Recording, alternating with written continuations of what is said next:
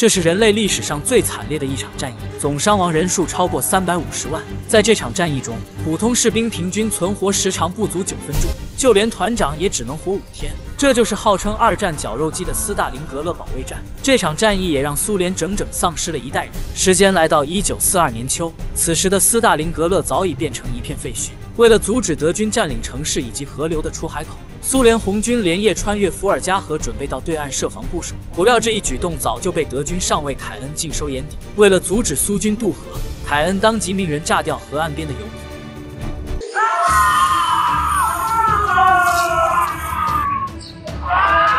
伴随剧烈爆炸，滚烫的热油犹如火红的岩浆，瞬间便将正在渡河的苏军吞噬。但他们并没有退缩，反而加大脚步，向着德军阵地发起猛烈攻击。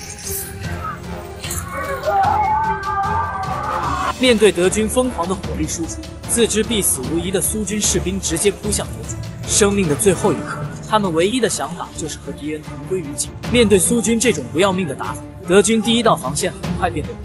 但为了遏制苏军的攻势，德国空军出动数百架轰炸机，对正在渡河的苏军发起了猛烈攻击。面对德军轰炸机的持续轰炸，苏军渡河部队伤亡惨重，渡河计划也宣告失败。另一边，成功渡河的4名苏军士兵，为了躲避德军的追杀，偷偷潜入了一栋大楼，去死吧！迅速解决掉楼内残存的德军后，他们在里面发现了一名被俘的人。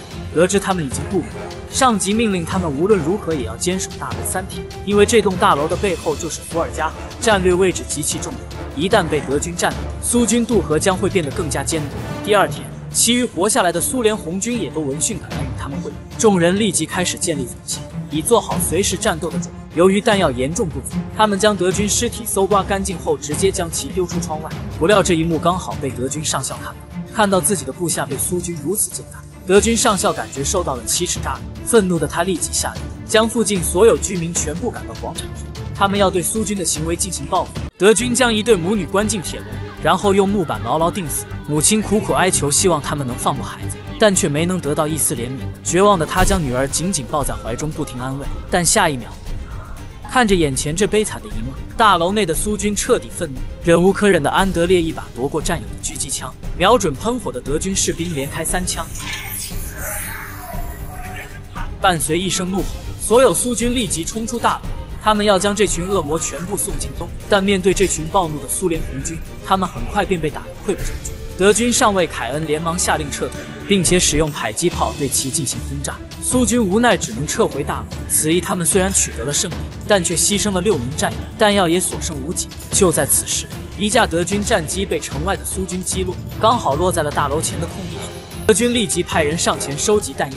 这块肥肉苏军当然不想放过，趁着德军不注意，2名苏军悄悄潜了过去，并且以迅雷不及掩耳之势迅速将其击杀。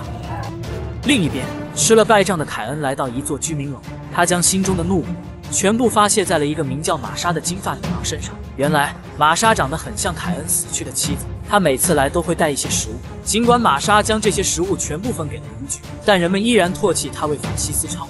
很快苏军便开始2次反攻，结果再次遭到了德军无情的轰炸。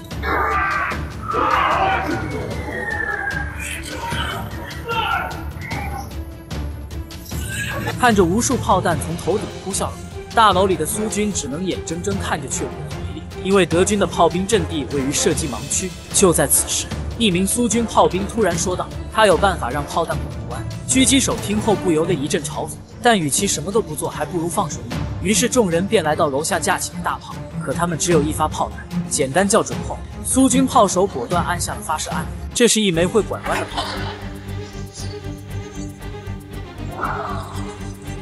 在苏军狙击手那不可思议的眼神中，炮弹准确命中德军阵地。得知炮兵阵地被摧毁，德军上校顿时有点愤怒，他立即命令凯恩夺回那座大楼。看到德军开始集结，安德烈知道最后的决战即将来临。苏军立即将鲜血涂满全身，将身体埋在死人堆里，假扮死尸。等德军士兵进入大楼后，趁其不备突然发起攻击。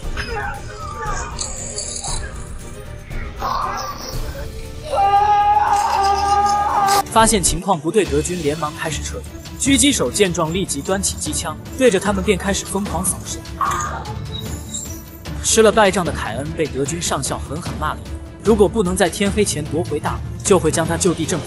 凯恩也知道此战生死难料，于是便将玛莎藏到了附近一座无人的大楼，准备等打完仗再回来接她。不料玛莎在对其进行送别时，被苏军狙击手一枪击毙。看到自己心爱的女人就这样惨死，悲痛欲绝的凯恩发出了绝望的嘶吼。与此同时，一名苏军士兵在打扫战场时，不小心被3名德军包围，但他并没有慌，而是直接丢了一枚手雷。可就在他准备起身离开时，凯恩突然出现将其俘虏。面对德军上校的审讯，精通德语的他谎称有重要消息。不料德军上校刚一靠近，士兵便拿出匕首疯狂地刺向其腹部。凯恩见状连忙开枪，但还是晚了一步。就在此时，德军的一支装甲部队开了火，凯恩立即下令摧毁那栋大楼。经过半小时轰炸，楼内的苏军士兵已经所剩无几。凯恩立即带人冲进大楼，准备将其一网打尽。面对装备精良的德军，残存下来的苏军士兵决定拼死一搏。此时，安德烈正在用无线电呼叫总部，不料凯恩拿着手枪突然出现，但他并没有立即开枪。自知必死无疑的安德烈迅速拿出手枪。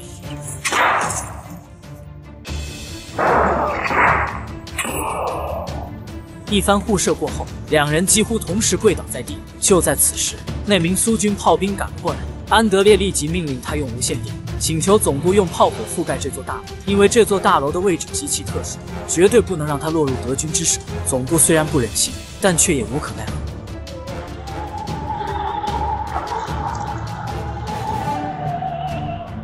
本片根据真实事件改编。